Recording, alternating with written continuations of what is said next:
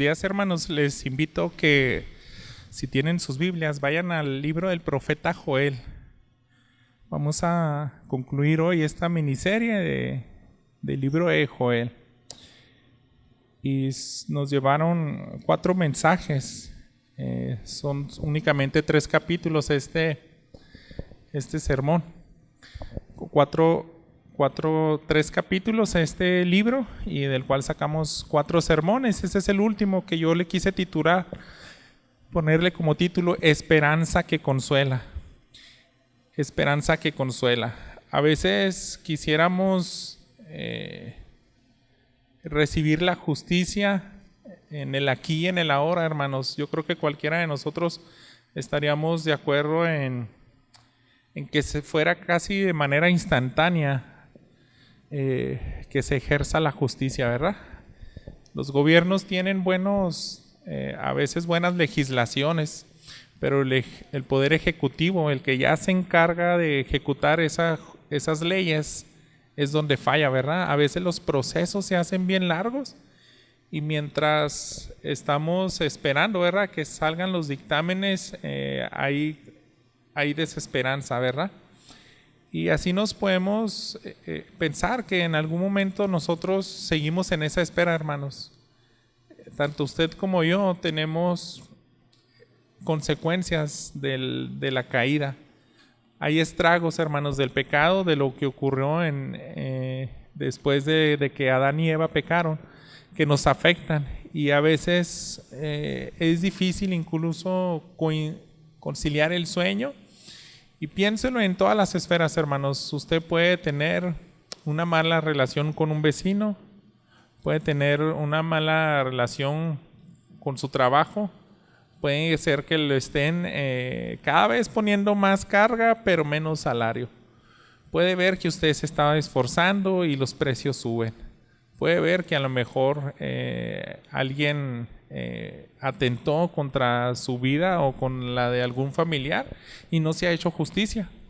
Incluso, hermanos, a veces perdemos de vista lo siguiente: nuestro cuerpo está sufriendo los estragos del pecado, porque todos nosotros, hermanos, vamos a morir físicamente, y eso es una causa de la caída del hombre. Y aunque podamos ver que ese proceso en algunos es más lento, en algunos es más doloroso, en algunos no es tan pleno porque les pudo haber llegado una enfermedad a raíz de tal vez una negligencia, o puede ser tal vez hasta algo congénito que ellos ni tuvieron la culpa, pero se está sufriendo, hermanos, y así está toda la humanidad. Por eso la palabra de Dios dice que incluso la naturaleza, el planeta sufre, ¿verdad? Gime la creación de Dios porque quiere esa restauración. Y esto es lo que trata el mensaje de hoy, hermanos. La audiencia del profeta Joel vivió los estragos de su pecado y vivió consecuencias terribles. En el capítulo 1 se nos narró que ellos presenciaron una plaga de langostas y devastó todo el país. Entonces seguramente ellos estaban sufriendo hambre, hermanos. Cuando vemos históricamente que millones de langostas desaparecen y se mueren, hay una peste que trae enfermedades. Entonces también yo creo que ellos estaban sufriendo eso, ¿verdad? Después de que se habían ido, estaban padeciendo. Y hermanos, es un domingo en el cual yo quiero que veamos 3 cosas, son 3 realidades. Primero vamos a ver que hay estragos por la caída del hombre, y hasta que no perdamos de vista que eso es una realidad, no vamos a anhelar. Número 2, anhelar la redención. Vamos a tener verdaderamente ganas de que Dios restaure o revierta esto, y es lo último que vamos a ver, cómo es la restauración de Dios en el pueblo, en su pueblo Israel, y todos aquellos, ¿verdad?, que le seguimos con fe. Este mensaje, hermanos, yo quiero hacer una oración, porque como les decía al principio, todos podemos tener momentos difíciles y quisiéramos que la justicia sea inmediata, que ya Dios arregle todo, pero se nos hace un llamado a esperar y a anhelar con todo nuestro corazón la justicia de Dios. Si nosotros no perdemos ese enfoque, hermanos, vamos a poder tener esperanza y verdadera tranquilidad en los días complicados. Así que acompáñeme y déjeme hacer una oración más para poner en manos de Dios este mensaje. Padre nuestro, tú sabes que nuestra capacidad a veces para entender tu palabra es limitada, pero para eso pedimos a tu Espíritu Santo, para que en este momento nos acompañe y nos guíe de la mano a conocer lo que hay en tu corazón. Y en este libro de Joel tú has revelado parte de tu carácter y parte de tu justicia, Señor. ¿Cómo son tus planes a lo largo de la historia de la humanidad? Y queremos, Señor, que nos ayudes a entender lo que pasó en esos días, lo que aplica para nosotros, cómo nos puede fortalecer este conocimiento en nuestro día a día. No permitas, Padre, que ninguno de nosotros nos vayamos de aquí iguales, sino que nos vayamos con esperanza, con la mirada en alto, con un corazón que cada vez arda más por ti y con un conocimiento más pleno de tu persona, y así podamos crecer en temor, en reverencia y en adoración hacia ti, Señor. Bendice a tu pueblo y nuevamente te pido, Padre, la presencia de tu Espíritu Santo tanto en mí como en mis hermanos. Enséñanos juntos, Padre. Venimos y estamos en este momento dispuestos a escucharte y sabemos que tu Espíritu Santo nos va a dar lo que cada uno de nosotros necesita. En su nombre, en nombre de Cristo Jesús oramos. Amén. Déjeme leerle los versículos 1 al 3 de este capítulo 3 de Joel para iniciar y recordar en qué punto de la profecía de Joel estamos. En los primeros 2 capítulos habla acerca de las consecuencias que tuvo el pueblo de Israel. El contexto a veces es un poco difícil situar el tiempo del profeta Joel, pero seguramente fue un momento donde ellos habían pecado y les llegó las consecuencias. Y en el capítulo 2, hermanos, específicamente se les hace un llamado a arrepentirse y se les recuerda que Dios no es un Dios que se complace con castigar a su pueblo, sino que les da una oportunidad, les da con amor, paciencia y un tiempo y una exhortación, que es lo que hacían los profetas para que se volvieran de todo corazón. Es donde leemos que ellos tienen que rasgar su corazón y no solamente sus vestiduras. Y a raíz de eso, hermanos, ellos a lo mejor hubieran querido que Dios hubiera actuado en ese momento y restablecido de manera integral toda su nación, pero no sucedió así, hermanos. Joel solamente les deja algo en qué pensar, y eso es lo mismo que necesitamos nosotros. Fíjense estos primeros 3 versículos: porque en aquellos días y en aquel tiempo, cuando yo restaure el bienestar de Judá y Jerusalén, reuniré a todas las naciones y las haré bajar al valle de Josafat, y ahí entraré en juicio con ellas a favor de mi pueblo y mi heredad Israel, a quien ellas esparcieron entre las naciones y repartieron mi tierra. También echaron suerte sobre mi pueblo. Cambiaron un niño por una ramera y vendieron una niña por vino para poder beber. Esto primero que estamos viendo, hermanos, los estragos de la caída del hombre, nos recuerdan hasta dónde puede llegar la maldad. Y el pueblo de Israel siempre desde el tiempo de los jueces fueron afligidos por las naciones que estaban ahí cerca de ellos, a sus alrededores. Por eso creemos que Joel tiene una época temprana donde aún no llegan las naciones que más adelante se acercarán, como Babilonia, como los asirios, para tomarlas, ¿verdad? Entonces, lo más seguro es que están refiriendo en esa época temprana. Yo les decía en mensajes pasados que es probablemente unos 100 años después de que se dividió el reino, las tribus del norte y del sur. Y cuando pasa esto, hermanos, de que ya ellos están viendo cómo los filisteos, cómo las naciones de alrededor toman a sus hijos, se los llevan, se llevan sus cosechas, el mismo ciclo que se veía en el libro de los jueces. También el rey David, él tuvo que luchar con los filisteos para expulsarlos. Y también en algunos de los primeros reyes en la división del norte continuaban haciendo ese trabajo, porque las guerras no se terminaban, hermanos. Y cuando ahora se les acumula junto con una plaga de langostas y todavía esas amenazas y todavía siguen recibiendo ataques de las naciones de alrededor, lo único que les dice Joel, les dicen: recuerden que Dios ha prometido que Dios va a restaurarnos. Eso es lo que dice el versículo 1, cuando yo restaure el bienestar de Judá y Jerusalén. Y Dios no fue específico, no les dijo, de aquí a 20 años los voy a restaurar. Y ahí tenemos que poner atención, hermanos, porque a veces quisiéramos, ¿verdad?, una fecha exacta cuando Dios va a actuar. Pero a nosotros se nos llama a confiar en el carácter de Dios, en su promesa y en que su palabra no se va a retractar, ¿verdad? Se tiene que cumplir. No solo Dios envía juicio, hermanos, a su pueblo, llamando también a las naciones de alrededor a castigarlos, sino que también les da una oportunidad de arrepentirse. Y aún, hermanos, a pesar del castigo, Dios les dice, hay esperanza.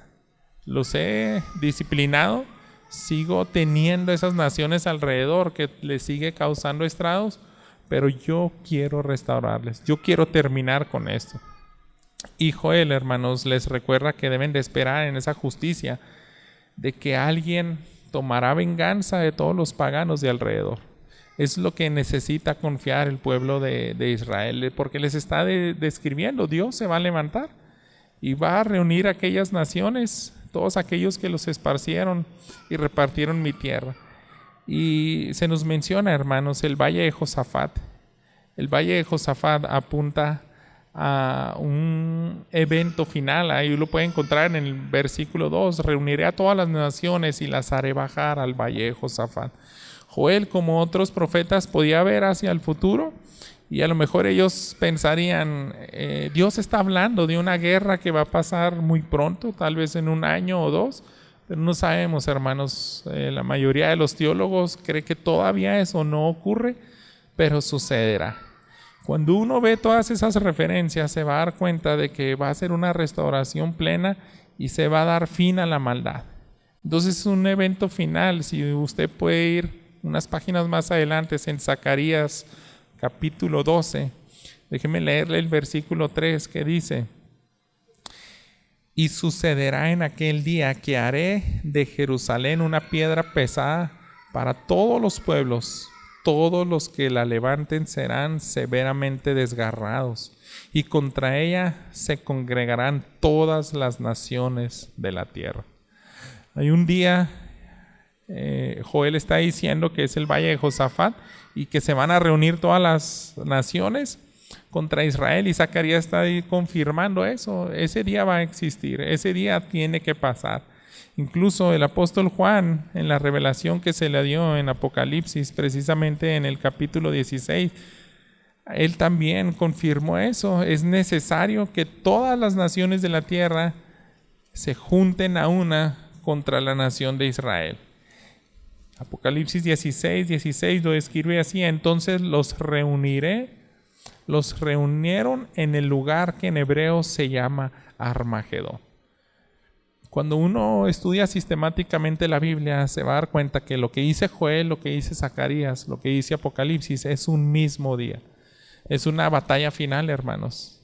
Y Dios está prometiendo al pueblo de Israel que Él va a terminar con la maldad. Y podemos ver, si está reuniendo a todas las naciones, es que nosotros estamos incluidos ahí, hermanos, toda la raza humana. Solamente Israel no está ahí porque sea diferente, hermanos, sino fue porque fue una nación que se tomó como única para bendecir a todas las naciones. Y el israelita, hermanos, debiera anhelar eso. Y Joel les está recordando: ustedes tienen que aferrarse a esa promesa. ¿Por qué?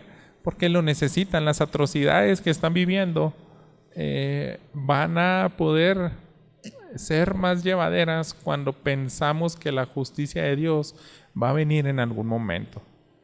Esas atrocidades, hermanos, tal vez son difíciles de asimilar. Yo no quise pasar tiempo, ¿verdad?, imaginando en por qué Joel puso lo siguiente aquí.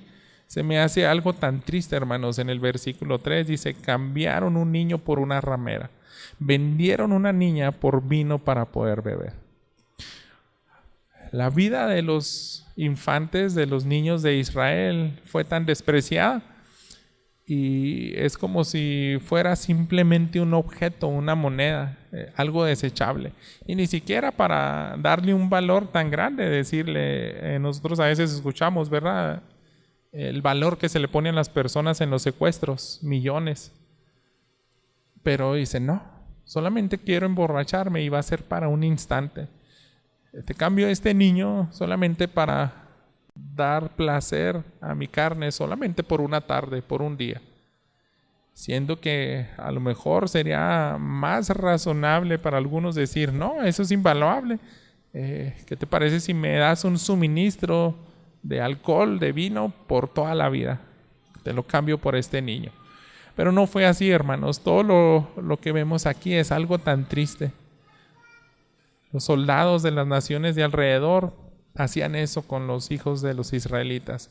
Y ellos están viviendo eso, hermanos. Joel no utiliza esto como un sentido figurado, sino que usted lee la historia de Israel y va a ver que ellos siempre estuvieron enfrentando esas consecuencias por apartarse de Dios. Y ahí ellos hubieran querido ver a Dios en algún momento, vindica a tu nación, trae venganza. Pero ¿qué es lo que dice Joel, hermanos? No.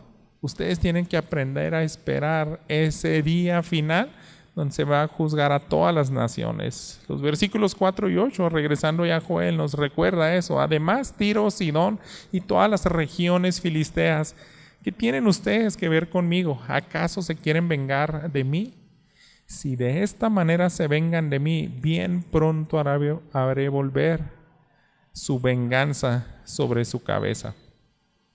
Por cuanto han tomado mi plata y mi oro, se han llevado mis valiosos tesoros a sus templos y han vendido los hijos de Judá y Jerusalén a los griegos para alejarlos de su territorio. Yo los levantaré del lugar donde los vendieron y devolveré su venganza sobre su cabeza.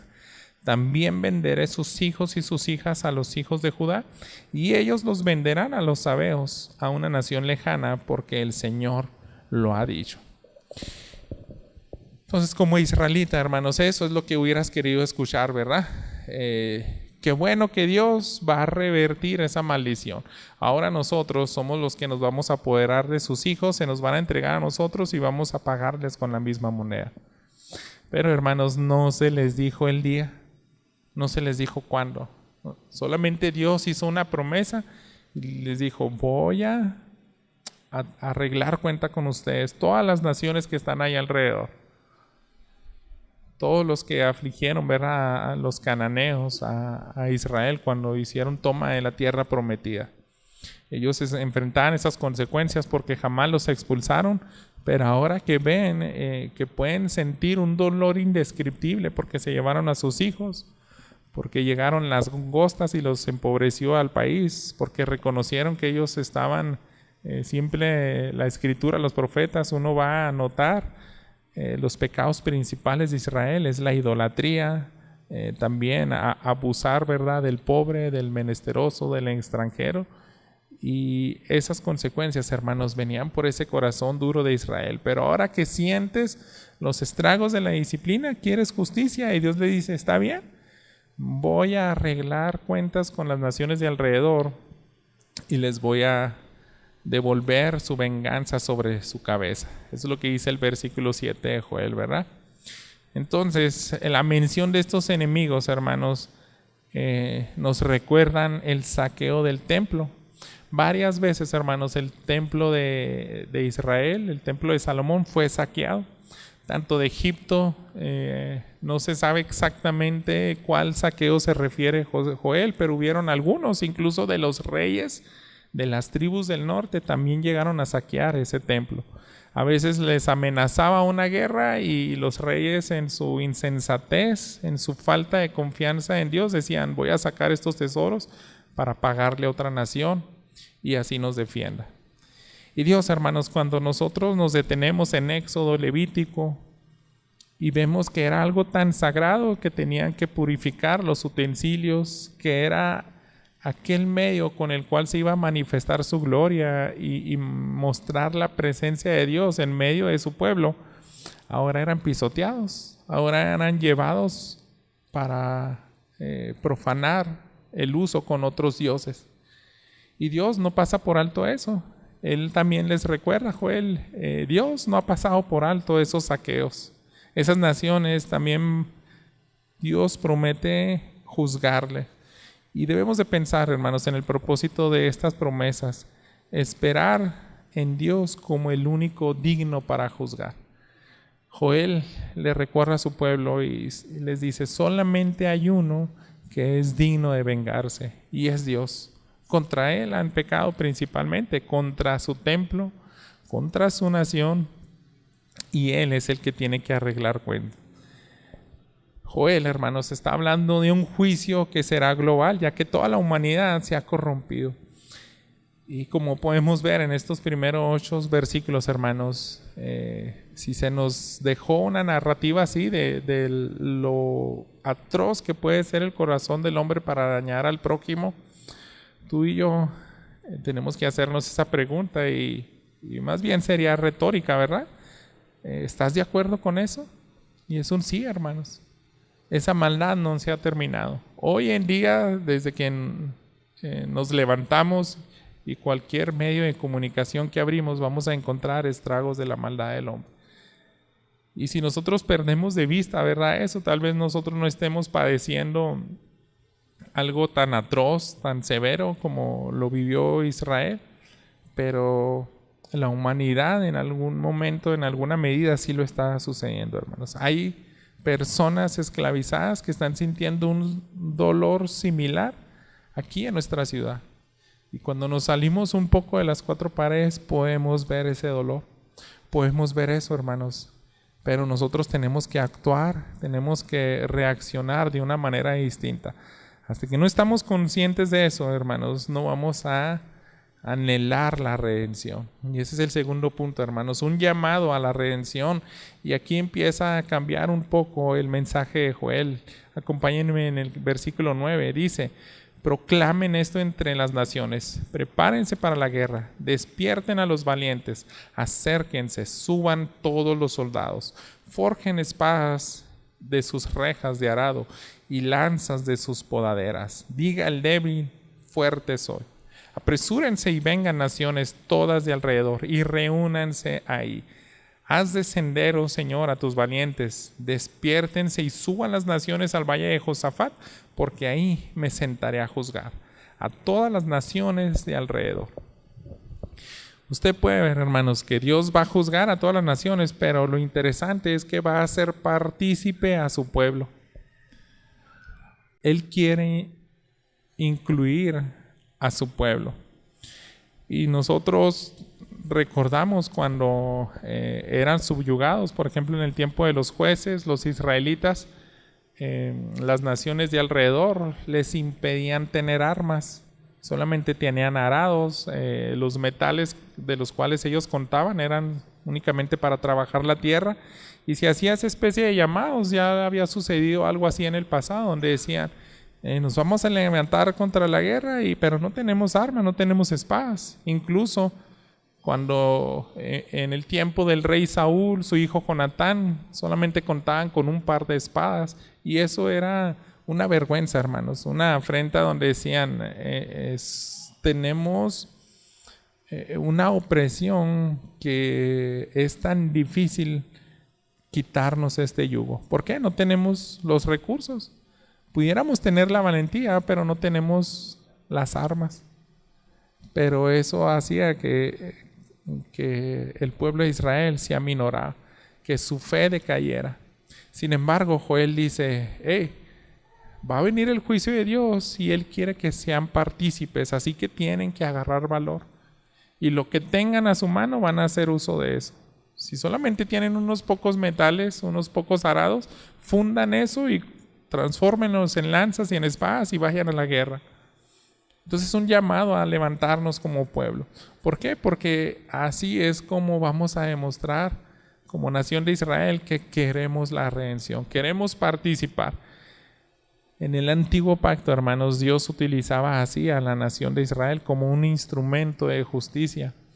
Cuando ellos tomaron la tierra prometida y de repente recibían esas instrucciones, ustedes van a arrasar con hombres, con mujeres, con niños, van a destruir a todos. Israel era el instrumento, hermanos. Entonces, como si Joel les dijera, hace mucho que no hacen eso, pero ahora se tienen que levantar de manera valiente y lo van a hacer para la gloria de Dios, porque todo lo que está diciendo Joel, y siempre ha sido así en el Antiguo Testamento, Dios es el que hace la justicia. Y si te hace partícipe como un instrumento, entonces en ese contexto era válido, hermanos, levantarse y luchar. Así sucedía siempre. Vaya conmigo al libro de los Jueces y quiero que recordemos cómo era animado el pueblo a participar, cómo era animado a levantarse de esa especie de letargo donde ellos tenían temor, se sentían sin posibilidad de ir a la guerra, pero siempre se les animaba. Y vamos a ver solamente un par de historias. Me gusta mucho lo que hice en el capítulo 3 de Jueces. Fíjese cómo Dios hace que participe en su pueblo. En el capítulo 3, versículo 28, encontramos la historia de Ahod, uno de los jueces. Pero cuando él se las arregla para matar al rey que les estaban oprimiendo, hace un llamado para que le acompañen también los israelitas valientes.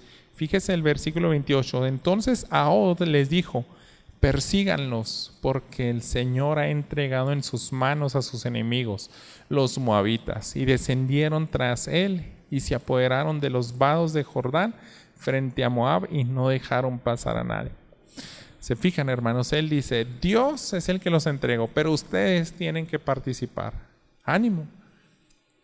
Y así es recurrente esto. Vaya al capítulo 4, ahí mismo en Jueces. Pero el versículo 6 nos recuerda otra historia, ¿verdad? Es de Débora y Barak. Ella mandó llamar a Barak, hijo de Abinoam, de Cedes de Neftalí, y le dijo: esto ha ordenado el Señor Dios de Israel. Ve, marcha al monte Tabor y lleva contigo a 10,000 hombres de los hijos de Neftalí y de los hijos de Zabulón. Débora le está diciendo a aquel juez: Dios te lo ordena. Dios quiere que te levantes y que lleves a 10,000 hombres. Y nosotros recordamos que él era un cobarde. Él no quería ir. Decía: si tú no me acompañas, yo no iré a la guerra. Pero es la intención, hermanos, era eso. Tienes que dejar a un lado esa cobardía y tienes que luchar para la gloria de Dios. ¿Y eso qué implica, hermanos? Que anhelas verdaderamente que la justicia de Dios se establezca aquí en la tierra. Un último cita de Jueces, pero ahora es en el capítulo 7, hablando acerca de Gedeón. Nosotros conocemos todo ese proceso cuando Dios le empieza a dar valor, le empieza a dar valentía de muchas maneras, hasta que él tiene la confianza suficiente y que tiene que también animar a los 300 soldados que él llevaba. Dice el versículo 24: Gedeón envió mensajeros por toda la región montañosa de Efraín y dijo: desciendan contra Madián, tomen los vados antes que ellos hasta Bet-bara y el Jordán. Y todos los hombres de Efraín se reunieron y tomaron los vados hasta Bet-bara y el Jordán. Estas historias que va a encontrar usted en Jueces, no crean que eran ejércitos con tecnología de punta. Ellos estaban generalmente desarmados. Y era una especie de ese llamado de Joel. ¿Recuerdan en el libro de los Jueces cuando no contaban con las armas suficientes, pero se levantaron? Y Dios entregó a sus enemigos. Entonces Joel está llamando a esa generación, aquellos que vivieron junto con él. Les estaban diciendo: no es el fin. Tienen que confiar en Dios. Tiene que realmente ser un anhelo de su redención, un clamor por el fin de su maldad. Y tienen que vivir así. Y uno dijera: pues es que no es suficiente. Para nuestra lógica, hermanos, para nuestro razonamiento, si tú eres alguien que se están llevando tus hijos, que ya no tienes tierras que sembrar, ni animales, ya todo lo devastó las plagas, y estás enfrentando esas consecuencias y las disciplinas de Dios, y te dice Joel: levántate cuando Dios te haga el llamado, confía en Él. Y solamente podías actuar de dos maneras: creer o no creer en eso. Si no lo creías, hermanos, no lo anhelabas, y tu desesperanza te iba a consumir cada día. Y dirías, esto ya es el fin, solamente estamos viviendo de manera miserable y no hay manera como salga uno de esto. Pero Joel les decía, no, si Dios quiere restaurarlos, tú tienes que apuntar tus pensamientos ahí. Y eso, hermanos, lo necesitamos todos en nuestra vida, hermanos. Cada uno de nosotros nos va a bendecir ese mismo principio. Joel, como otros, hermanos, vio el futuro de manera parcial. Él vio cómo la maldad estaba desbordada, cómo todas las naciones estaban juntándose, apoderándose, y de pronto Dios las llama y dice, tienen que venir y reúnanse porque voy a acabar con todas ustedes. Siga leyendo conmigo en Joel 3, el versículo 13. Podemos ver cómo esa maldad, hermanos, se desbordó. Y Joel lo describe de esta manera. Dice, metan la hoz porque la cosecha está madura. Vengan, pisen que el lagar está lleno. Las tinajas rebosan porque grande es su maldad. Multitudes de multitudes en el valle de la decisión, porque cerca está el día del Señor en el valle de la decisión. El sol y la luna se oscurecen y las estrellas pierden su resplandor. El Señor ruge desde Sión y desde Jerusalén da su voz, y tiemblan los cielos y la tierra, pero el Señor es refugio para su pueblo y fortaleza para los israelitas. Ahí podemos ver, hermanos, cómo utiliza una figura para decir, la maldad se desborda, y dice, es como cuando alguien tiene que hacer el vino. Se echan uvas rojas, maduras, y se pisotean. Porque no tiene caso, ¿verdad? Cuando están verdes no puede salir suficiente jugo. Pero esa es la ilustración. Dice, ya la maldad llegó al punto donde se tienen que pisotear. Y esa es una figura, hermanos, que siempre se ha utilizado. Quiero que vaya a Isaías. Jesús mismo es quien se describe aquí pisando esas uvas. Siempre ha sido esa relación de la maldad. Cuando llega a su punto, a su madurez, se tiene que pisotear. Isaías capítulo 63, los versículos 3 y 4. Ese es un evento de lo que Jesús, el único digno, tiene que hacer, hermanos. Fíjese, el lagar lo he pisado yo solo, de los pueblos ningún hombre estaba conmigo. Los pisé en mi ira y los aplasté en mi furor. Su sangre salpicó mis vestiduras y manché todo mi ropaje, porque el día de la venganza estaba en mi corazón y el año de mi redención había llegado. Ya es donde vemos que únicamente Jesús es el digno. Dios es el digno de ejecutar esa justicia.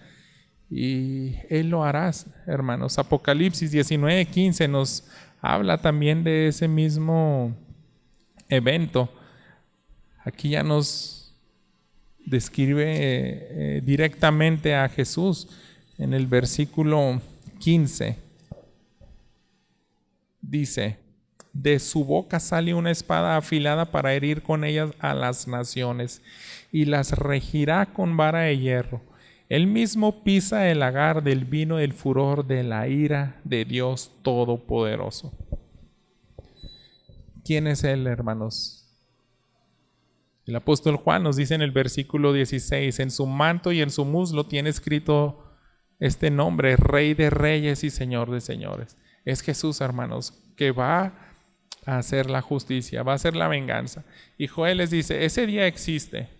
Ese día, cuando se reúnan todas las naciones, habrán señales en el cielo, habrán señales previas. Ya los habíamos visto algo de eso en el capítulo 2 y Jesús mismo lo confirmó, ¿verdad? Cuando se le preguntó acerca de la destrucción del templo de Israel. Siempre ese momento final se menciona como el día del Señor, hermanos. Los 9 libros de los profetas menores, hermanos, hacen 9 menciones de ese día. Y de esas 9 menciones, Joel es el que los menciona 5 veces. El día del Señor, hermanos, es un día real. Y dice que está cercano. Nunca se nos dio la fecha, pero dice, va a suceder y ustedes lo tienen que anhelar. y tienen que también anhelarlo como si estuvieran listados para participar ahí, ¿verdad? Fíjense en los versículos, regresando a Joel, los versículos 15 al 17. El sol y la luna se oscurecen, las estrellas pierden su resplandor, el Señor ruge desde Sión y desde Jerusalén da su voz y tiemblan los cielos y la tierra, pero el Señor es refugio para su pueblo y fortaleza para los israelitas. Entonces sabrán que yo soy el Señor su Dios, que habito en Sión, mi santo monte, y Jerusalén será santa y los extranjeros no pasarán por ella. Piensa, hermanos, en los que estaban en ruina y desolación también en esos días, ¿verdad? Se les ofreció un refugio. Ellos dijeron, no tenemos una fortaleza, destruyeron todo. No tenemos nada que comer, no tenemos qué hacer. Pero Joel dice, sí hay un refugio. Ustedes pueden ver con sus ojos físicos la esfera física, parece que ya no hay esperanza. Pero dice, eso no significa que no haya un refugio. Algunos lo van a rechazar y serán los incrédulos, hermanos. Algunos israelitas seguramente lo rechazaron.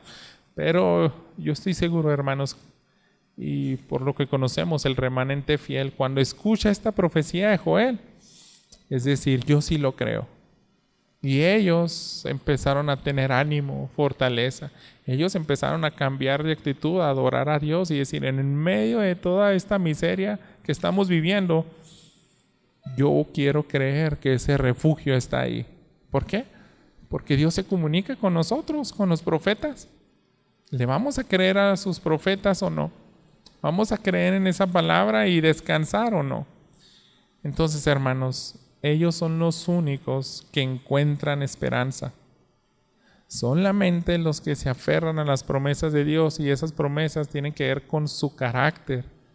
El Rey del universo, el juez del universo, va a traer justicia, se va a vengar, va a terminar con la maldad, va a arreglar cuentas con todas las naciones, con todas las atrocidades que hicieron, tanto a su santo templo como a su pueblo. Y eso es lo que nos trae descanso, hermanos. Si el mundo, alguien entra aquí y escucha este mensaje y diría, es una locura.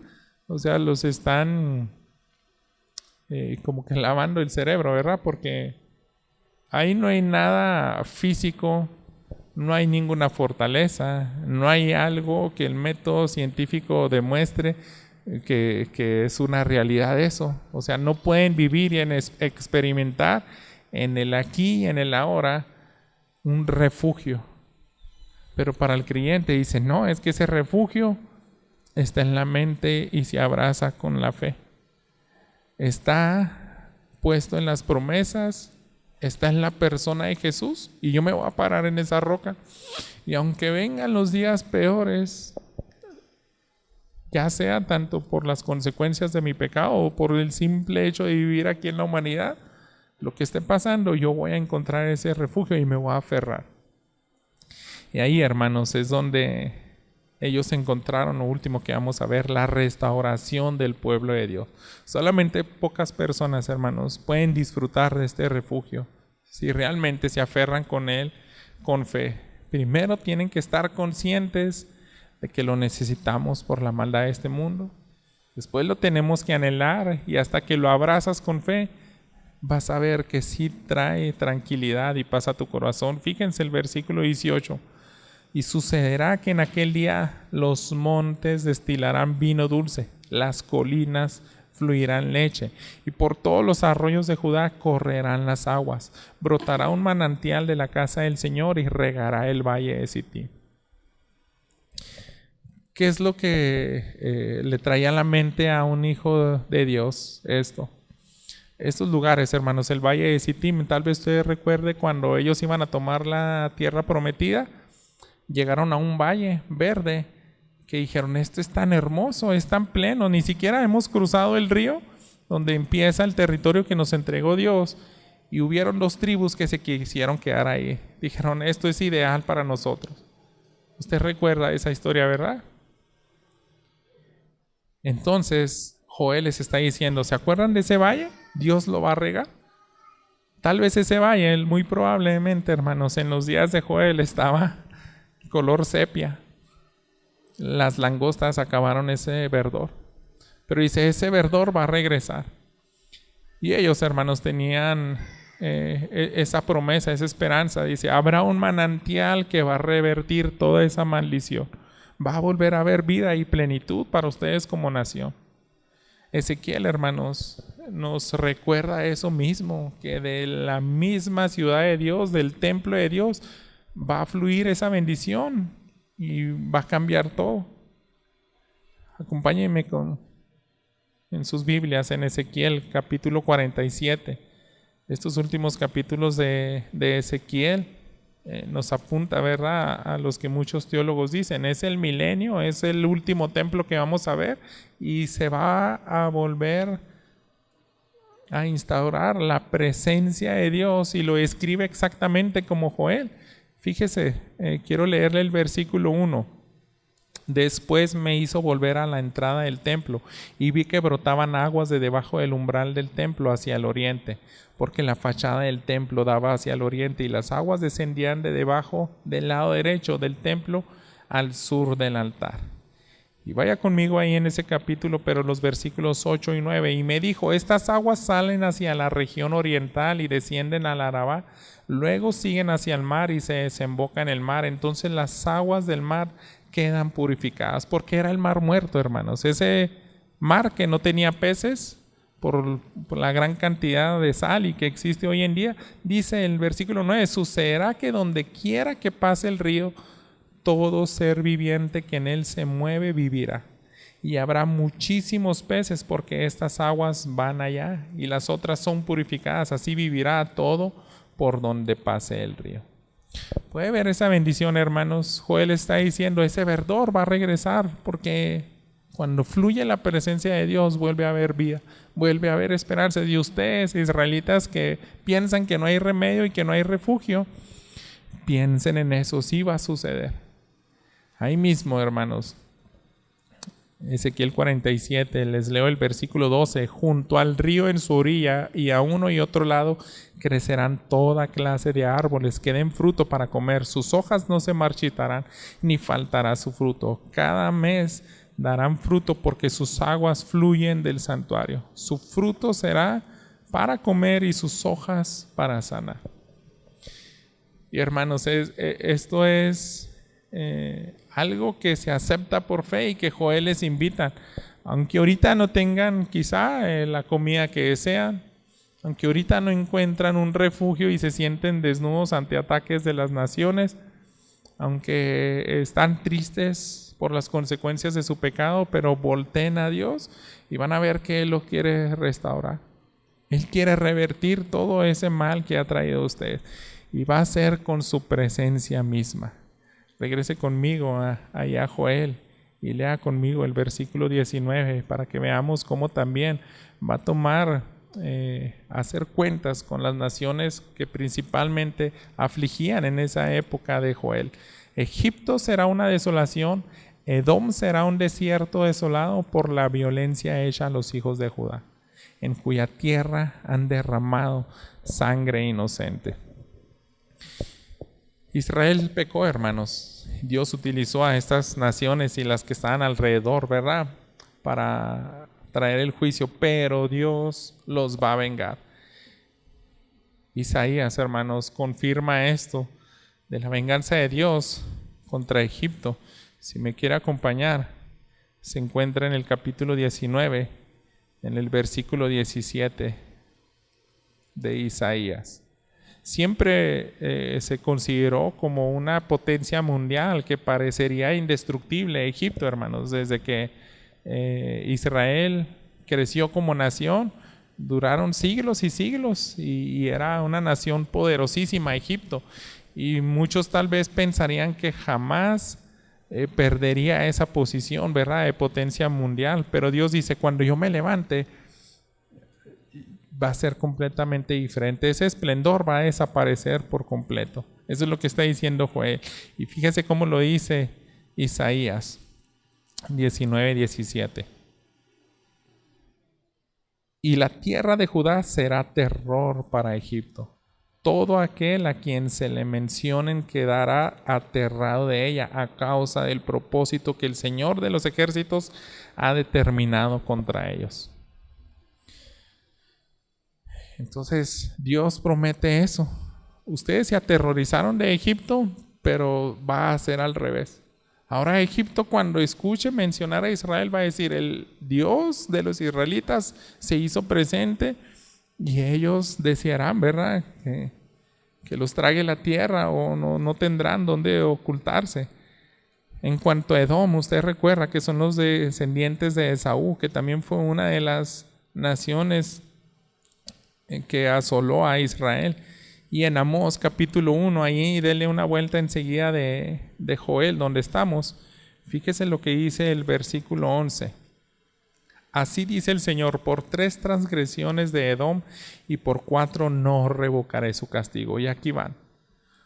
Porque con espada persiguió a su hermano y suprimió su compasión. Su ira continuó despedazando y mantuvo su furor para siempre. Entonces dice Dios: yo no voy a pasar por alto eso y voy a arreglar cuentas con él. Joel está confirmando eso. Se va a acabar esa opresión de aquellos que los afligieron. Continúe conmigo para ya terminar el libro de Joel, versículo 20. Pero Judá será habitada para siempre y Jerusalén por todas las generaciones, y yo vengaré su sangre que aún no he vengado, pues el Señor habita en Sión. Y se acaba la profecía de Joel. Entonces, hermanos, piensen: si yo soy una israelita que estoy viviendo en esos días difíciles, el incrédulo hubiera querido, no, ¿y dónde está el ejército? ¿Dónde está el verdor? ¿Dónde están las cosechas a montones que teníamos? ¿Dónde está la tierra que fluye leche y miel? ¿Por qué no puedo ver eso ahora? Y seguirían todos esos días quejándose y diciendo: ya no va a regresar esto. Pero la otra opción que quiere Joel es decir: sí va a venir, pero lo tienes que anhelar. Dios no nos dio fecha, pero va a suceder. La venganza no va a ser por tus manos, la va a hacer nuestro Señor y Dios. Así que solamente habrá una nación que va a quedar en pie. Cuando se junten en ese valle y Dios las juzgue, solamente unos van a quedar de pie. Y el israelita que amaba a Dios decía: yo voy a estar de pie. Yo voy a levantar mi vista y voy a decir: qué bueno es Dios. Él cumplió su promesa y le va a adorar, ¿verdad? Si Él me hace partícipe y de contemplar esa guerra, ¿verdad?, contra la maldad, yo quiero estar ahí a su lado. Entonces, hermanos, será bueno. En el tiempo de Joel era bueno aferrarse a ese mensaje. Era como para que esa audiencia lo considerara, y Dios les envió la salida a la penumbra tan difícil que estaban viviendo. Ahí está un profeta que se llama Joel y nos está invitando a voltear nuevamente a Dios. Y está asegurando que hay un refugio. Se lo van a perder si no creen y no lo abrazan por fe. Entonces, piensen en ese israelita que sí dijo: yo quiero buscar esa ciudad, yo quiero ver ese templo, cómo fluye ese manantial y va a revertir toda esta maldición. ¿Creerás por fe este mensaje de esperanza? Es como si Joel les estuviera diciendo: ¿lo crees, sí o no? Entonces te vas a unir al remanente, a los únicos que sí van a poder conciliar un sueño reparador, tranquilo. Van a poder despertar y alabar a Dios aunque todavía están viviendo en ese mundo maldito. Y así, hermanos, yo quiero que apliquemos. ¿Por qué se nos deja una historia así como Joel? Porque es exactamente lo mismo que nos promete Dios, hermano. Nos podemos levantar en ese día con mucha decepción y a lo mejor van a venir noticias que nos abruman. De repente, no hace pocos días, ¿verdad?, vimos ahí las imágenes donde caen bombas nucleares. Podemos ver cómo se desploman la economía, Podemos ver cómo aquí en nuestra región se están peleando los grupos delictivos y podemos ver algo más de cerca, cómo nos acecha una enfermedad o algo, o alguien quiere atentar contra nuestra integridad, ya sea física o mentalmente. Pero aquel que se aferra a Dios va a encontrar el descanso y va a decir: la venganza no es mía y yo me voy a aferrar a ti porque creo que solamente es el único refugio. Nuestro cuerpo, hermanos, es débil y está rumbo a la muerte. Yo les decía al inicio, aunque tengamos enfermedades, de todas formas nos podemos aferrar a este descanso y decir: Dios va a terminar con eso. ¿Por qué? Porque es parte de la restauración. Tanto como fue parte de nuestro pecado y de que todos sufrimos y padecemos algo físicamente, ya sea por una negligencia o alguien atentó contra nosotros, y yo pienso que pasivamente sí atentan ante nosotros cuando nos venden tantas latas y cosas que come y no se sabe que se está envenenando poco a poco. Y pensemos, ¿no? En muchas maneras dice: hay descanso. Tenemos la misma invitación, hermanos. Yo quiero dejarles esto y apuntarlos a Cristo porque es el mismo principio. Al pueblo de Israel se les apuntó a Dios, a aquel que terminaría contra la maldad, que dice: voy a reunir a todas las naciones en un valle y las voy a pisotear. Pero ellos no sabían quién era. Sabían, es el rey de Israel, es Jehová de los ejércitos, pero nosotros podemos ver con más claridad eso. Vaya conmigo al libro de Romanos y recordemos, hermanos, ese lugar de refugio es el Evangelio, es Cristo mismo, es unirnos a Él y solamente en Él se encuentra la paz. ¿Por qué? Porque Jesús, como dice Apocalipsis, Él es el que va a pisotear esas naciones, Él es el que va a dirigir a todo el ejército, todas las huestes de parte de Dios.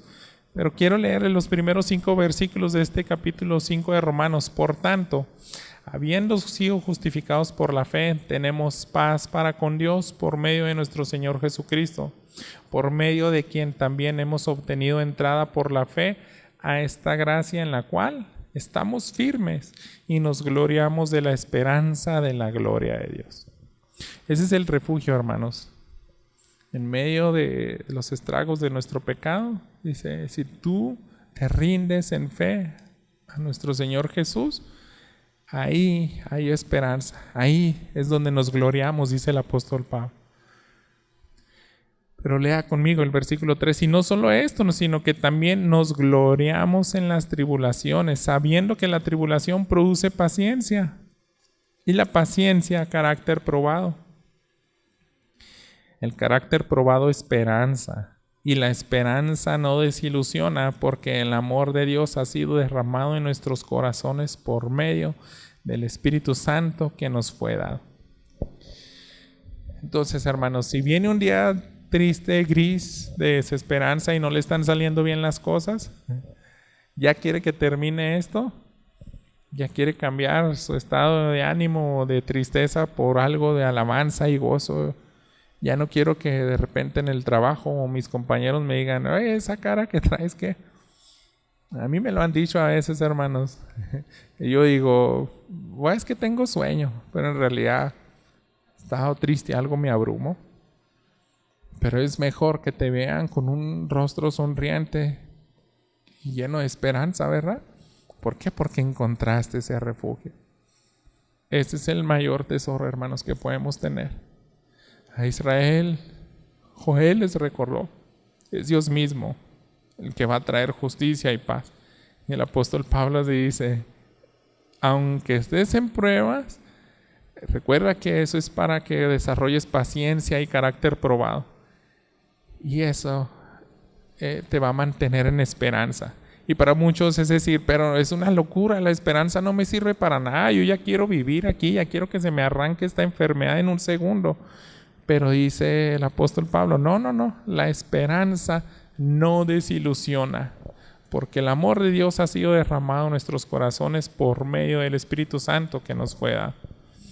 Tal vez no puedas tener los recursos para estar en el mejor casa, en la mejor escuela, en el mejor hospital, con los mejores tratamientos.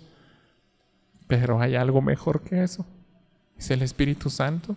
Es la esperanza, hermanos, en que esto va a terminar.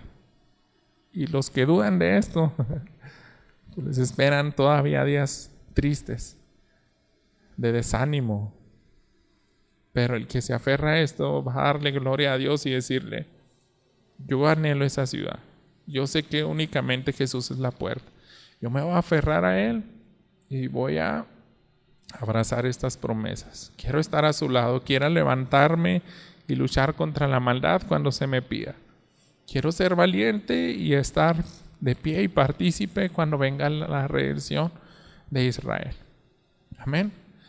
Ese es el mensaje, hermanos. Yo creo que todos lo necesitamos y se fijan, no fueron cupones como para decir, son boletos de la lotería donde todos están premiados. ¿Cuántos quieres? ¿10, 100 millones?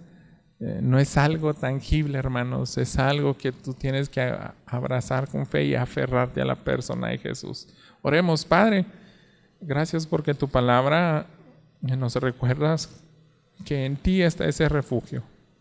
Gracias porque aunque tu pueblo pecó y tú le enviaste esa disciplina de las langostas y todos esos tragos, de todas formas vemos tu gracia y misericordia y tu intención de restaurarles y de darles una promesa segura. Y el único descanso que se puede encontrar es en ti, en tus promesas y en tener esperanza de que Jesús es el que encabezará, Señor, la restauración de este mundo. No permitas, Padre, que nuestros problemas nos abrumen, sino permite, Padre, que cada uno de mis hermanos, que estos jóvenes, estas señoritas, puedan, Señor, aferrarse y encontrar ese descanso que solamente tú das. Y te lo pedimos, Padre, para tu gloria, solamente para que podamos testificar y decir: ese lugar es real y se abraza con fe y está disponible también para ti. Es en Cristo Jesús. Ayúdanos a hacer luz en medio de este mundo. Te lo pedimos en Cristo Jesús. Amén.